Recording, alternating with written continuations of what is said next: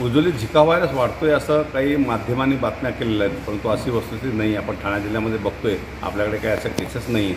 तरी पण एखादी जो पेपरमध्ये बातमी असेल किंवा मग न्यूजमध्ये येते बातमी झिका व्हायरस वाढतो आहे म्हणून, आणि नागरिकांमध्ये थोडीफार त्याची घबराट निर्माण होते. त्यासाठी त्या दृष्टीने आपण ठाणा जिल्हा त्यासाठी सज्ज आहे. सिव्हिल हॉस्पिटलमध्ये आपण बघतो जवळपास आपण एक 40 ते 50 बेड आपण इथे रिझॉर्ट ठेवलेले आहेत काही इन्फेक्शन डिसीजसाठी.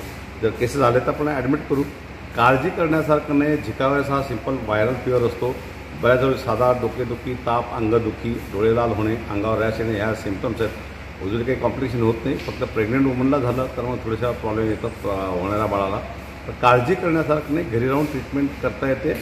जर आलंच तर असे साथ आपल्याकडे नक्कीच नाही आहे, पण आलंच तर काळजी करण्यासारखं नाही. आणि जर असं काहीतरी ताप येऊन अंगावर जर कधी लालसर चट्टे येत असतील किंवा डोळे येत असतील असं जर सिम्पटम वाटलं आणि बॉडी असेल तर नजदीकचे जे काही डॉक्टर आहे, सरकारी हॉस्पिटल आपल्याकडे सगळीकडे PSC, RH किंवा SDH किंवा सिव्हिल हॉस्पिटल तात्काळ तिथे संपर्क साधा. त्या टेस्ट करण्याची फॅसिलिटी तिकडे अवेलेबल आहे आणि त्याच्या ट्रीटमेंट करण्याची पण फॅसिलिटी अवेलेबल आहे. आणि इव्हन ॲडमिट करायची गरज जरी पडली, उज्ज्वली नाही पडत तरी गरज पडली तर आपण त्यासाठी हा वार्ड तयार केलेला आहे.